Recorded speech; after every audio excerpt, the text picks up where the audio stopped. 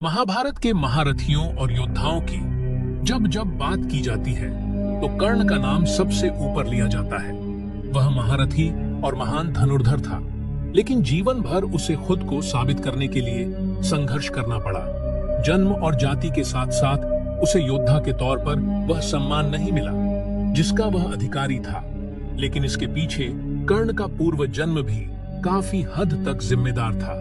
दोस्तों, आज की इस वीडियो में हम आपको कर्ण, अर्जुन और भगवान श्री कृष्ण के पुनर्जन्म से जुड़ी एक कथा के बारे में बताएंगे, इसलिए इस वीडियो के अंत तक जरूर बने रहे। यह कहानी त्रेता युग की है।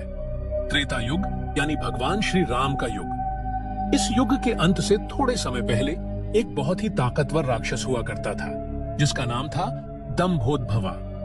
यह राक्षस तो जरूर था, लेकिन उस समय उसकी बुराई ज्यादा फैली हुई नहीं थी। वो भगवान सूर्य का बहुत बड़ा भक्त था। वो जिंदगी में केवल यही चाहता था कि वह अमर बन जाए। इसी इच्छा के साथ उसने भगवान सूर्य की कठोर तपस्या शुरू कर दी। वो काफी सालों तक भगवान सूर्य की कठोर तपस्या करता रहा और कई सालों के बाद आखिर वह समय आ गया जब भगवान सूर्य उस पर प्रसन्न हो गए और उसको दर्शन देकर बोले कि तुम्हें क्या वरदान चाहिए, मैं तुमसे बहुत ज्यादा खुश हूँ। तब दंभोदभवा ने सूर्य भगवान से कहा कि हे भगवान, मेरी तो केवल एक ही इच्छा है कि मैं अमर बन जाऊं। यह सुनकर भगवान सूर्य ने उसे तुरंत मना कर दिया और कहा कि अमरता का वरदान मैं तुम्हें नहीं दे सकता। दुनिया में जो भी पैदा हुआ है उसकी मृत्यु निश्चित है, फिर मैं तुम्हें अमर कैसे बना सकता हूँ। भगवान सूर्य की यह बात सुनकर बहुत ज्यादा दुखी हुआ, लेकिन तुरंत उसने सोचा कि क्यों ना मैं भगवान से ऐसा वरदान मांग लूं जो अमृता का न हो, लेकिन सीधे सीधे अमृता के बराबर हो। तो उसने भगवान सूर्य से कहा, हे सूर्य देव, आप मुझे अमर होने का वरदान नहीं दे सकते, लेकिन मुझे यह वरदान तो दे सकते हैं कि मेरे शरीर में आप 1000 कवच लगा दें। ऐसे कवच जो इस दुनिया की सबसे ज्यादा ताकतवर ढाल हो, और हर एक कवच को निकालने के लिए एक मनुष्य को कम से कम 1000 साल तक मुझसे लड़ाई करनी पड़े, और जैसे ही 1000 साल हो जाए और वो कवच को निकाले, ठीक उसी समय उसकी मृत्यु हो जाए। भगवान सूर्य यह सुनकर सोच में पड़ गए। उन्होंने सोचा कि यह वरदान तो कहीं ना कहीं अमृता के बराबर ही है, लेकिन भगवान सूर्य को वरदान तो देना ही था। फलस्वरूप वरदान में दिए ये 1000 कवच उसके शरीर में ऐसे जुड़ गए कि उससे युद्ध लड़ना बिल्कुल असंभव सा था। भगवान सूर्य ने उसको वरदान दिया और अपने स्थान पर चले गए। इस वरदान के बाद दंभोदभवा में घमंड आ गया और वो इस शक्ति का दुरुपयोग करने लगा। अब वो पूरी तरह से राक्षस बन गया था और वो सभी पर अत्याचार करने लगा। ऐसा काफी समय तक चलता रहा। दुनिया में जितने भी प्राणी थे सब यही प्रार्थना कर रहे थे कि इसकी मृत्यु कैसे भी करके हो जाए। एक तरफ तो इसका अत्याचार चल ही रहा था, दूसरी तरफ जो राजा दक्ष थे उनकी एक बेटी थी जिसका नाम था मूर्ति। मूर्ति की शादी भगवान ब्रह्मा के एक मानस पुत्र के साथ हुई, और जब मूर्ति की शादी हुई तो उसने देखा कि पृथ्वी पर बहुत अत्याचार हो रहा है और ये राक्षस तो लोगों के साथ बहुत ही क्रूरता कर रहा है। दंभोदभवा का नाम 1000 कवच मिलने के बाद सहस्रा कवच हो गया था। सहस्रा कवच के अंत की इच्छा लिए मूर्ति भगवान विष्णु की तपस्या करने लगी, और आखिरकार वो दिन आ ही गया जब भगवान विष्णु ने उसे दर्शन दिए।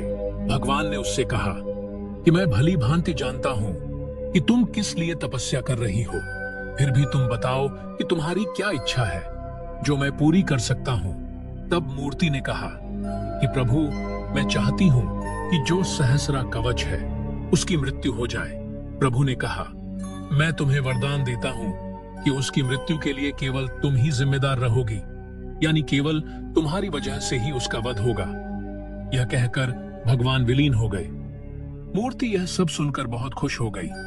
कुछ सालों बाद मूर्ति के 2 जुड़वां बेटे हुए, नर और नारायण। माना जाता था कि नर और नारायण भले ही 2 शरीर थे, लेकिन उनकी आत्माएं एक ही थीं। नर जो कुछ भी सोचते थे उसको नारायण पूरा करते थे, और नारायण जो सोचते थे उसे नर पूरा कर देता था। एक समय की बात है, जब ये दोनों बद्रीनाथ में पूजा पाठ कर रहे थे, उस समय सहसरा कवच वहां पर आ पहुंचा और बिना मतलब के लोगों और जानवरों के ऊपर अत्याचार करने लगा।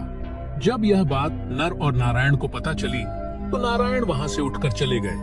नर वहीं तपस्या में लीन रहे। नारायण ने देखा कि ये तो बहुत गलत हो रहा है और यह राक्षस बहुत आतंक मचा रहा है, तो नारायण ने सीधे सीधे उसे युद्ध के लिए ललकारा।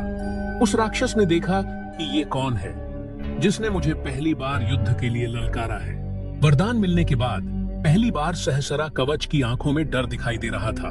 फिर नारायण और सहसरा कवच के बीच 1000 साल तक कड़ा युद्ध चलता रहा और आखिरकार वह समय आ ही गया जब उसका पहला कवच नारायण निकालने वाले थे।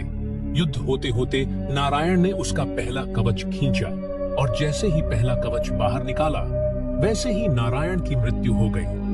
उधर नर पिछले 1000 साल से भगवान शिव की कड़ी तपस्या करके मृत संजीवनी की विद्या प्राप्त कर चुके थे।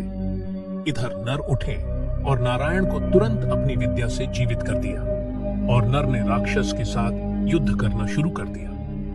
उधर जीवित हुए नारायण तपस्या में लीन हो गए। अब नर का युद्ध राक्षस के साथ चलता रहा। 1000 वर्ष बीते और फिर जैसे ही नर ने दूसरा कवच निकाला, उनकी मृत्यु हो गई। दूसरी तरफ भगवान शिव की आराधना करते हुए नारायण को मृत संजीवनी की जो विद्या प्राप्त हुई, उससे उन्होंने नर को जिंदा कर दिया और नारायण ने फिर से युद्ध करना शुरू कर दिया। उन्होंने तीसरा कवच भी निकाल दिया और उनकी मृत्यु हो गई। नर ने तपस्या से उठकर अपने भाई को पुनर्जीवित कर दिया और जीवित होते ही नारायण वापस तपस्या में बैठ गए। दूसरी तरफ नर ने फिर से लड़ाई शुरू कर दी। ऐसा करते करते दोनों भाइयों ने मिलकर राक्षस के 999 कवच उखाड़ दिए। अब एक कवच ही बचा था, जिसके कारण सहसरा कवच घबरा गया। ऐसा सचमुच भगवान विष्णु के वरदान के कारण ही हुआ था कि नर और नारायण की आत्मा एक ही थी, पर शरीर दोनों की मृत्यु एक दूसरे के बिना निश्चित ही नहीं थी। राक्षस समझ गया कि ऐसे तो मैं जीत नहीं पाऊंगा, अब तो केवल सूर्य भगवान ही मुझे इनसे बचा सकते हैं। और वो वहां से भागते हुए तुरंत सूर्य देव के पास पहुंचा और सूर्य देव की शरण में चला गया। अब सूर्य देव ने कहा कि ये मेरा भक्त है, इस तरह से मेरी शरण ले रहा है, तो सूर्य देव ने उस पर दया दिखाते हुए उस राक्षस को अपने अंदर समा लिया। नर और नारायण को जब यह बात पता चली कि सूर्य देव ने एक राक्षस को अपने अंदर समा लिया है, तो उनको बहुत बुरा लगा। पहले तो वे बोले कि हमें में राक्षस लौटा दीजिए, उसका अंत करना पृथ्वी की भलाई के लिए बहुत जरूरी है। भगवान सूर्य बोले कि इस तरह मैं अपनी शरण में आए भक्त को मौत के मुंह में नहीं दे सकता, मैं उसे नहीं लौटाऊंगा। तब नर और नारायण ने क्रोध में आकर भगवान सूर्य को उस समय श्राप दिया जिस समय उनके अंदर वह राक्षस था। उन्होंने श्राप दिया कि आपकी इसी भूल, इसी गलती के कारण आपका जन्म इंसान के रूप में होगा। अब जैसे ही नर और नारायण ने भगवान सूर्य को श्राप दिया, वैसे ही एक युग का अंत हो गया और सूर्य देव को भी श्राप तब मिला था जब राक्षस भगवान सूर्य देव के अंदर समाया हुआ था। फिर इस श्राप के फलस्वरूप भगवान सूर्य का जन्म सूर्य पुत्र कर्ण के रूप में हुआ, जो कि भगवान सूर्य का ही अंश थे। और इसी कारण से कर्ण के पास बचपन से, अर्थात जब से वह पैदा हुए थे, तब से ही कवच उनके शरीर में था। यह कवच उसी राक्षस का था जो नर और नारायण से लड़ाई करते करते सूर्य देव के पास बचने आया था। उसके पिछले जन्म में 999 कवच तो नर और नारायण ने काट ही दिए थे। सूर्य भगवान के अंदर प्रवेश करते समय जो एक कवच बचा था, वो यही कवच था जो कर्ण के पास उनके जन्म के समय में था, क्योंकि भगवान सूर्य ने ही कर्ण के रूप में इंसान बनकर जन्म लिया था। कर्ण का जब जन्म हुआ, उस समय कर्ण के अंदर 2 लोगों के अंश थे, एक उस राक्षस सहसरा कवच का और दूसरा भगवान सूर्य का। सूर्य भगवान का अंश होने की वजह से कर्ण इतने बड़े दानवीर और अच्छे इंसान बने, वहीं कर्ण के अंदर उस राक्षस का भी अंश था। इस वजह से कर्ण हमेशा गलत के साथ खड़े रहे और गलत के साथ मिलकर ही उन्होंने महाभारत की लड़ाई लड़ी। जिस तरह सूर्य भगवान का अगला जन्म कर्ण के रूप में हुआ, उसी तरह नर और नारायण का अगला जन्म भी इंसान के रूप में हुआ। नर का अगला जन्म अर्जुन के रूप में हुआ, वही नारायण का अगला जन्म भगवान श्री कृष्ण के रूप में हुआ। नारायण यानी श्री कृष्ण ने इंद्रदेव से कहकर ब्राह्मण का वेश बनवाकर कर्ण का कवच निकलवा दिया था, और इस तरह भगवान श्री कृष्ण के कहने पर इंद्रदेव ने कर्ण से उनके कवच और कुंडल दान में मांग लिए थे। कवच निकलने के बाद अर्जुन द्वारा कर्ण का वध कर दिया गया था, और इस प्रकार से सहस्रा कवच का पूरी तरह से अंत हुआ था।